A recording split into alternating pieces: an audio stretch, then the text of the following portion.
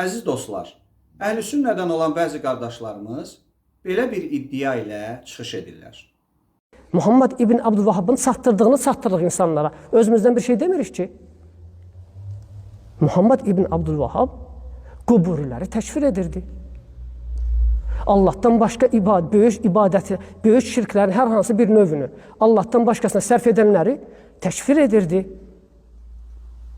Nəinki təkfir, qətl edilməsini vacib görürdü. Onların qətl edilməsini vacib görürdü. Yaxşı təkfirsiydi. Xavaric idi. Və sonra əlavə edir. Muhammed İbn Abdülvahhab bizim zamanımızdakı müşrikləri görsə, eyni öz zamanındakı müşriklərə tətbiq etdiyi əhkamları bunlara da tətbiq edər. Hətta bunların daha betər, onlardan daha pis müşrik olduğuna nədir? Görər bunu. Çünki zamanımızdakı müşriklər La ilahe illallahın nə olduğunu tamamilə bilmirlər. İslamın ərkanlarına əməl etmirlər. İslamdan tamamilə üz döndəriblər. Üstəlik əlavə bu şeylərə küfür və şirklər əlavə ediblər. Bütün bunlara görə biz deyəndə ki, bunlar müşrikdir, bizə nə deyirlər? Təkfirçi xavaric. Burada deyilənlərlə bağlı bir neçə məqama diqqət yetirək. Məhəmməd bin Əbdülvəhhabın ardıcıllarının kimi müsəlman, kimi kafir və ya müşrik sayması onların öz işidir və bu məsələyə müdaxilə etmək fikrimiz yoxdur. Amma müasir dövrümüzdə Azərbaycanımızda öz şeyxlərinin görüşlərini yayıb, inanc fərqliyinə görə insanların öldürülməsinin vacib olduğunu yaymaq artıq cəmiyyəti ciddi şəkildə təhlükə ilə üz-üzə qoymuş olur. Bir daha diqqət yetirək. Görün Məhəmməd bin Əbdülvəhhabın ardıcılları nə kimi fikirləri təbliğ edirlər. Nəinki təkfir, qətl edilməsini vacib görürdü. Onların qətl edilməsini vacib görürdü. Burada səslənən fikirlər həm Azərbaycanımız üçün, həm də bütün bəşəriyyət üçün ən təhlükəli etiqaddır. Deyir Məhəmməd İbn Əbdülvəhhab, şirk edənlərin qətlə yetirilməsini vacib görürdü. Özü də etiraf edir ki, biz Məhəmməd İbn Əbdülvəhhabın fikirlərini yayırıq.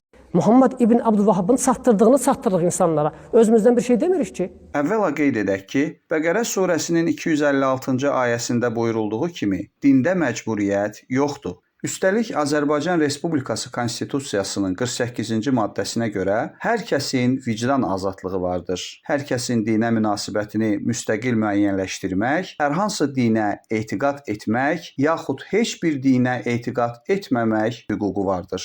İstəyən tək Allaha ibadət edər, istəyən İsa Məsihə və ya Krishnaya, Ramaya, Buddaya ibadət edər, istəyən də ateist ola və ya heç bir dinə etiqad bəsləməyə bilər. İnanc hər bir insanın şəxsi işidir. İnanca görə insan yalnız Allah qarşısında cavabdehdir. Zorla inanc olmaz. Aydın məsələdir ki, İslam dini tək olan Allaha ibadət etməyi və Allaha şərik qoşmağın yol verilməz olduğunu təbliğ edir. Bununla bərabər Allah Quranda buyurur. İnsanları Rəbbinin yoluna hikmətlə və gözəl öyüd nəsihətlə dəvət et. Surə 16, ayə 125. Yalnız bu iki yol, hikmət və gözəl öyüd nəsihət. İstəyən qəbul edər, istəməyən özü bilər, Allahı bilər. Vəhabilər isə açıq şəkildə etiqada görə insanın qətlini vacib sayırlar və bütün dünyada olduğu kimi ölkəmizdə də bu fikirləri açıq şəkildə təbliğ edirlər.